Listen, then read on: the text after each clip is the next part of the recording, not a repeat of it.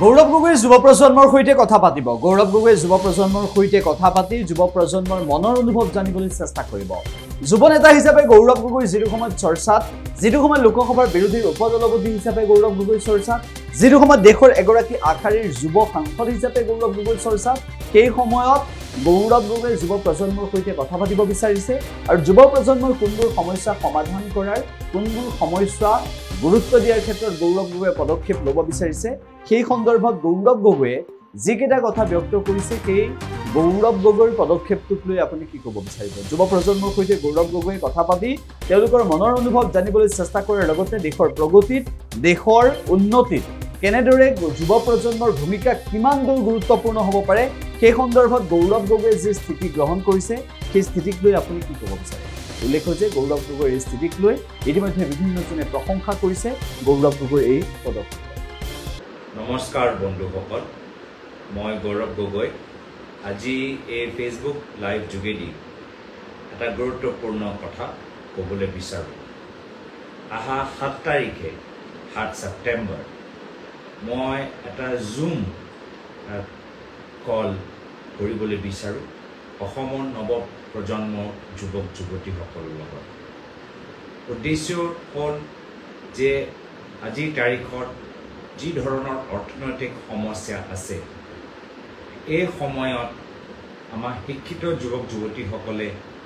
হস্তাক্ষৰ পাওঁতে যথেষ্ট কষ্ট অনুভৱ কৰে আৰু যি ধৰণৰ সংস্থাপন আমি বিচাৰোঁ আমি তেনেধৰণৰ পৰিৱেশ অসমৰ ভিতৰত আমি দেখা নাপাওঁ যাৰ ফলত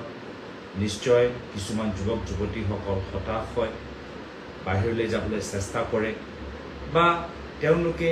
এই সপোন নিজৰ ভৱিষ্যতলৈ যে সপোন তেওঁলোকে দেখিছে এই সপোনটো তেওঁলোকে বাদ দিয়ে এই সমস্যা মাত্ৰ অসমলৈ সীমিত নহয় গোটেই ভাৰতৰ ভিতৰত বিভিন্ন ৰাজ্যত আমি দেখা পাইছোঁ কেনেদৰে হাৰিয়ানা গুজৰাটৰ যুৱক যুৱতীসকল এতিয়া ৰাছিয়ালৈ যাবলৈ আৰম্ভ কৰিছে ইজৰাইলত যাবলৈ আৰম্ভ কৰিছে য'ত বৰ্তমান সময়ত যুদ্ধ চলি আছে কিছুমান যুৱকসকল ৰাছিয়াত গৈ ৰাছিয়া সেনা বাহিনীত অংশগ্ৰহণ কৰিছে এনেকুৱা এটা পৰিস্থিতি এই সময়ত আপোনালোকৰ কি চিন্তা এই সময়ত আপোনালোকৰ কি পৰামৰ্শ এই সময়ত কি কৰিলে ভাল আপোনালোকৰ কথা মই জানিবলৈ বিচাৰোঁ আহা 7 তাৰিখে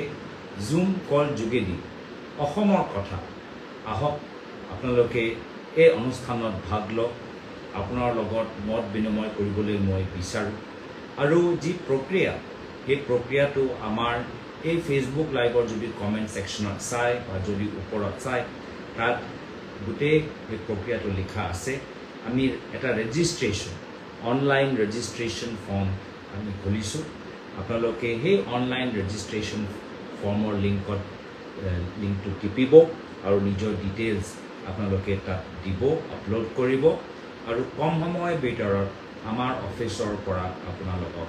এটা মেছেজ যাব আৰু জুম লিংকৰ গোটেই ডিটেইলছ আপোনালোকে পাব কেইটা বজাত হ'ব গোটেইখিনি আপোনালোকে সেই ইনফৰমেশ্যনবোৰ পাব কিন্তু আহা 7 তাৰিখে আৰু মই আশা কৰোঁ যে এনেদৰে আমি কথাবোৰ পাতি থাকিম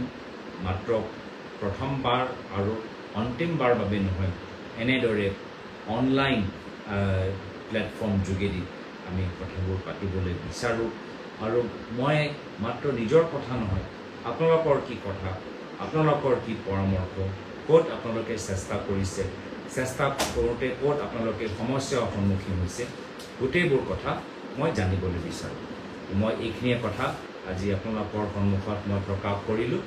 আৰু এই ফেচবুক লাইভত আপোনালোকে যে যোগদান কৰিলে তাৰ বাবে মই চবকে ধন্যবাদ জ্ঞাপন কৰিছোঁ ধন্যবাদ আৰু আশা কৰোঁ আপোনালোকৰ দিন মংগল হওক ধন্যবাদ যিকোনো খবৰৰ বাবে যোগাযোগ কৰক 7099017330 অথবা 7099017990